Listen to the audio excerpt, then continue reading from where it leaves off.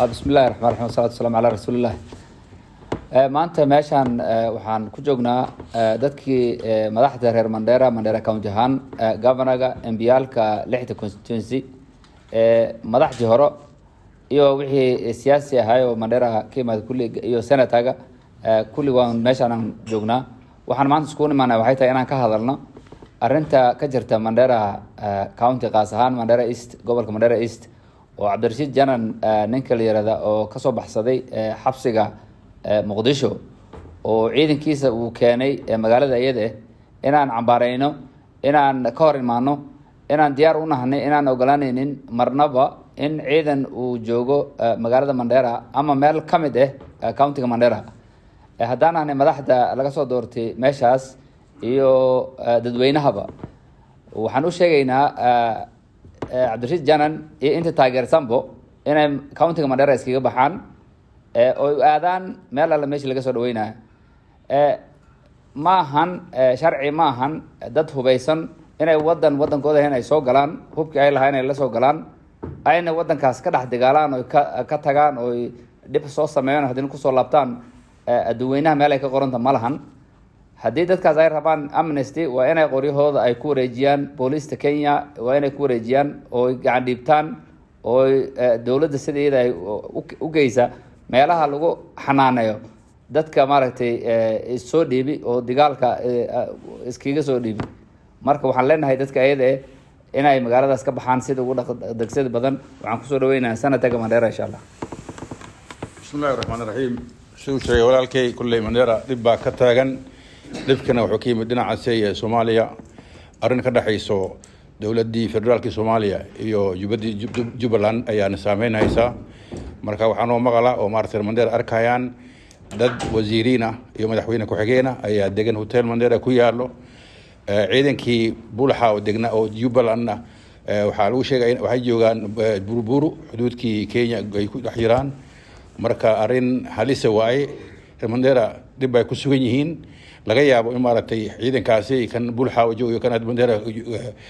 fadhiyo in ay isku dhacaan marka nabadgelyo Mandera ayaa dib ku taagan ma ogolin dhulkaan inuu maartay laga dhigo meel maartay soo dagaalo waxaan ka codsanaynaa dawladda Soomaaliya iyo nimankan joogaan oo Cabdirashiid Janan kan wasiirka leeyahay Mandera lagu sheegay Mandera joogo inuu ka baxo magaalada inay ka baxo dadkii taageerayna haddii ay tahay dawladayna inay ka baxiyaan meel ay geey karaan hageeyano laakiin laga saaro Mandera ma ogolin marna dhulkaan in laga dhigo meel maartay dagaal ka dhacay oo maartay anaka dib loo geeyin doono dadweynaha reerna waxaan leenahay madaxdiina anaka waan taariikhsanahay marna dadkanay wayna ka qaadina aan dhaana marka laga saaro waxaan leeyahay marka dawladda Kenya inay taageersan tahay sheegaya waxaan ka codsanaynaa sharci adduunka ma ogolo dad hubeysan inay ku soo dhulkaas soo galaan oo ku joogaan haday soo galaan in maartay laga qaado hubka laga qaado laajiin noqdaan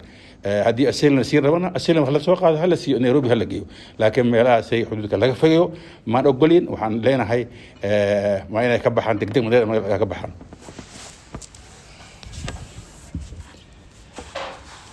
Assalamu alaikum warahmatullahi wabarakatuh. Anigu waa Governor Ali Ibrahim Roba Governor Mandera. Sida walaalayaasheeda ay sheegeen maanta waxaan ku kulanay Nairobi mas'uuliyiinta reer Mandera wax ka maqnaamay ma lahayn arinta ugu weyn oo maanta iskugu imaanay waxay ahayd arinta hadda ka socoto border Kenya arintaas oo in mar dhow dawladda federaalka Soomaaliya ay u soo dirtay askar federaal inay Gedo region qaybo kamid ay mas'uuliyadda dhinaca security-ga iyo administration-ka ay la wareegaan taasoo ka imaaday dhibaatooyinka ka taagan dawlad goboleedka Kismaayo iyo dawladda federaalka annagoo mas'uuliyiinta reer Mandera tani xilligii madaxweynihii hore Allah u naxariistay Siyaad Barre uu haystay wadanka Soomaaliya mas'uuliyiinta Mandera iyo shicibkaba maadaama jiraan lanahay ummadda Soomaaliyeed oo walaalanahay meeshan isla deganahay faragelis maanan samaynin mas'uuliyiin haddaan nahay jiraantinimada baan dooraynay dadaan gacan siinay dhinaca walbaba ma aysan jirin waxaan ku dadaalnay inaan ka noqono arinta neutral dadaan moogtay ku xiriirsaneen hal dhinac marka arintan waxay keentay in dadkii mar hore administrationka u hayay Jubaland dhinaca doolo iyo beled xaawaba ay laga soo bixiyey oo hadda dadka ay soo galeen magaalada Mandera oo qayb ka mid ah magaalada Mandera ay degan yihiin arintaana annaga wixii ka socda labada dawlad oo dawladaha dhexe Soomaaliya iyo dawladda dhexe Kenya annagoon rabin arinta inaan faragelinoon ka hadlin laakiin waxa muhiim ah oona annagana saaran mas-uuliin aan ka nahay shicibka reer Mandera iyo amniga ummadda reer Mandera iyo ummadda kale walaalyaasheena oo jiraan aan la nahay oon la rabno in ayagana amniga aan ku nool nahay ay nagula noolaadaan maadaama aan jiraan nahay arinta hadda waxay keentay iska horimaasho aad u adag oo ka socota dhinaca ciidan uu wato ninka wasiirka Cabdirashiid uu wato iyo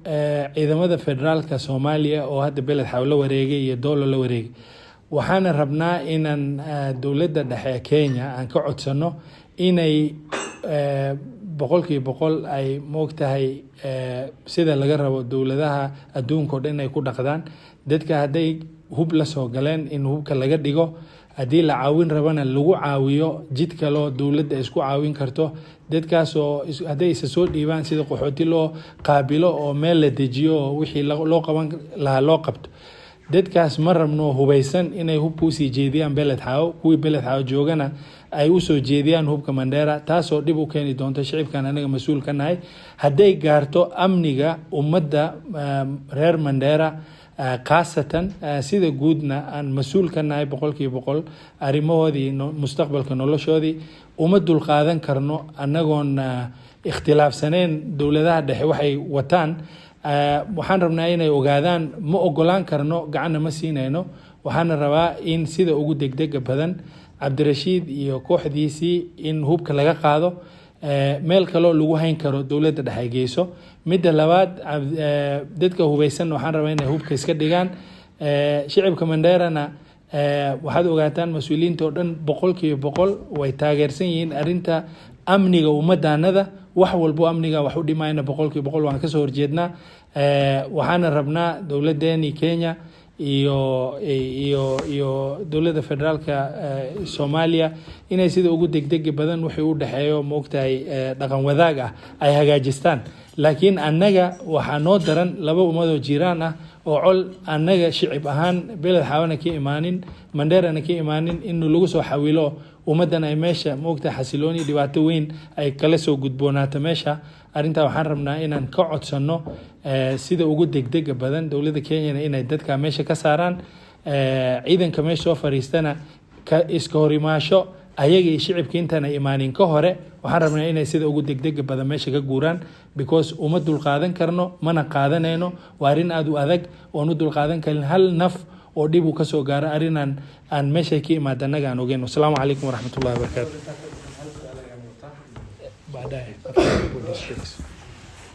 السلام عليكم ورحمة الله magacaygu waa aadan xaaji yuusuf waa xildhibaanka laga soo doortay galbeedka Mandera arinta walaalayga hadda ay ku hadleen baan anigana si adkeynaya oo gacan siinaya taasoo Mandera waxa lagu yaqaanaa meel nabadgeliyo aad u bilaaran weligeed ka jirtay Soomaaliya markay soo burburtay meesha dadka ku fakadeen intay dhadhaab aadan ka hore Mandera la dejiyay mar walba anagu waxaan ilaalinaa nabadgelyada marka colkayaga ahayn oo meel kale ka socdo in la soo qaado magaalada Mandera la keeno meesha col uu ka dhaco mana doonayno mana ogolin waana ka hor imaadsanahay colkaasna kulley hatta kuba wataan waxaan leenahay anagu dad nabad jecel aanu nahay Georgia meesha hatta colka aad ka haysan Georgia khaas ahaan magaalada Mandera dad hubka la soo galeen oo had argagaxis magaalada ay ka rideen magaalada argagaxis baa ka socda oo dadkii maqrab hadii la gaaro hatta anigu jiran dhakhtar lama geysan karo dadka waa inay immediately ay ka baxaan hadii nabadgelyo rabaan sidii walaalayga ay sheegeen hadda sida governorku uu sheegay hubkooda iska dhiibaan sidii dad oo col ka soo cararay isu dhiibi jireen ay isu dhiibaan hadaa saa yeelaynin waa in with immediate effect yani haddadan aan taagannahay ka baxaan magaaladaas Mandera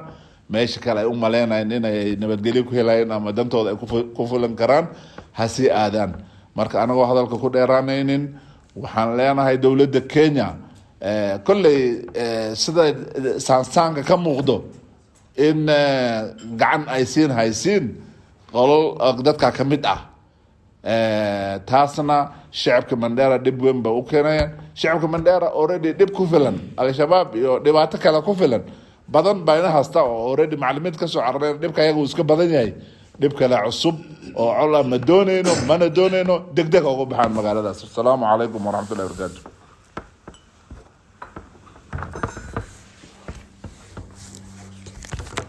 بسم الله الرحمن الرحيم أنا مقعد ومجد بشير اللبان كمان لا يسقط دورتي وحنو ملاينا يا هذا الله بدن كم الدراية أرمى أقوم يمسن معاوية وحن روينا عند دولة كينيا يو ذاك سكوريتي وقلب سنين وشكنا أنا عدال ما ضحد النعناي ما أقولانينه ضد هويسن وودن كلا كيم هذا إنا لوكايني يو كاونتي كايني إسكو عم بريان وحب مش هسكو كنان والإسكو هنجبه وعلى المشكلة ده. أنا وأنا أقولناهاي كينيا عيد مهد وحاجة جيران سوماليا ولا أوجه. أنا كينيا عن قرمان أقولانه إذا ما كي ما ذي سوماليا إني ندح جوجان ما أقولانينه.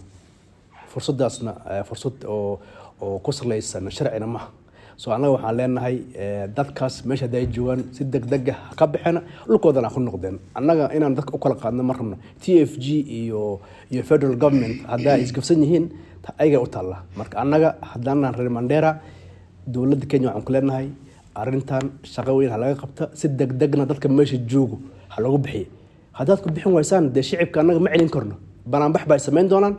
أيجا دك قوان دون أيجا بحين دون تاسنا يقارت مرمنا سو علنا هاي سدك دقة دولة شقة قبته ذلك خويسان وماشي جوجو ماشي هلا قصار الشباب بنا هيستانا حدنا ما قلنا ذلك كلا دون خويسان إنه يسوق قلنا ياكل يقنو حيين هدو marka intaas aan leenahay dadkaasna ma ogolin maanta ma ogolaan bari ma ogolaanina waa inay naga baxaan wallahi tawfiiq.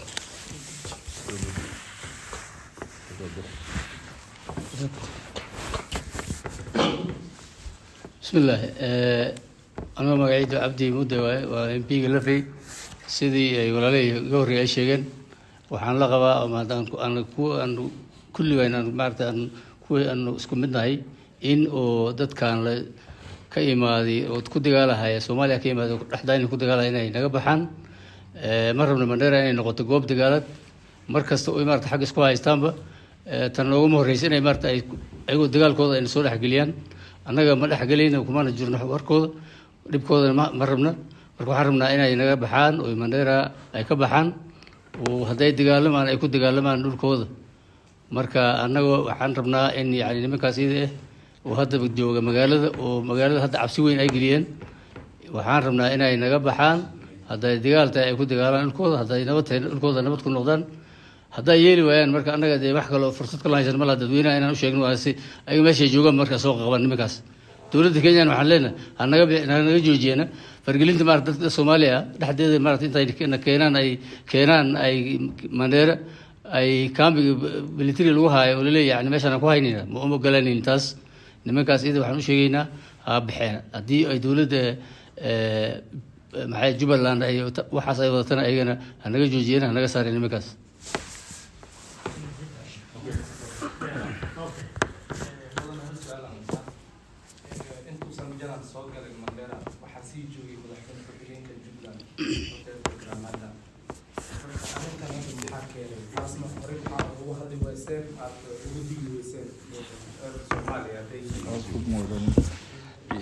waa runta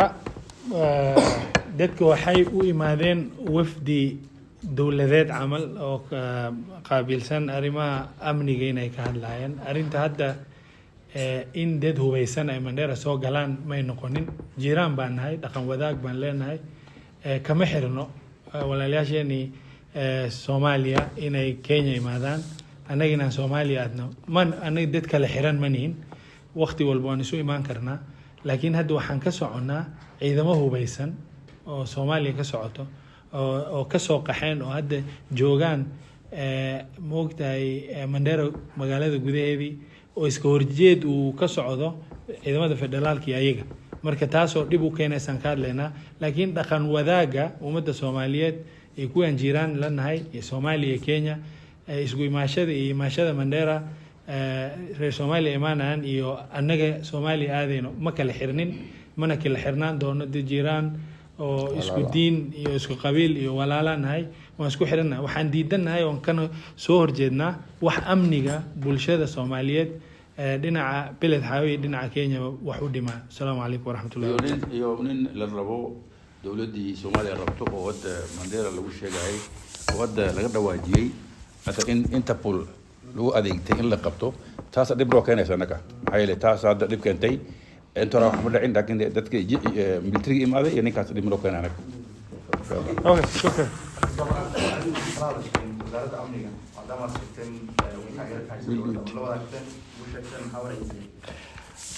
dhinaca dawladda wasiirka amniga qaabilsan waan la hadalnay ninka regionka u weyn oo arinta ay qusaysan waan la hadalnay processka uu socdaa waxaan rajaynaynaa inay moogtay isku dhiirigeliyaan dhibka inuu dhib rasmi yahay sida ugu degdeg badanna tallaabo laga qaado waana u sii soconaa annagoo mas'uuliyiinta oo dhan inaan arinta engagementka weli sii xoojino sida dhinaca dawladda tallaabo qaadka laga sameeyo waxaan ka soo horjeednaa iska horimaasho nooc walba hata shacabka nafirkooda inay kacaan ma rabno waxaan rabnaa dawladda inay ogaadaan arintan annaga mas'uuliyiinta ee shacabka reer Manderaba waan ka soo horjeednaa haday saas tahay meel alloo laga qaabili karo ha geystaan dadka laakiin Mandera magaalada laguma hayn karo dadkaas. Assalaamu calaykum waraxmatullaahi wabarakaatuh.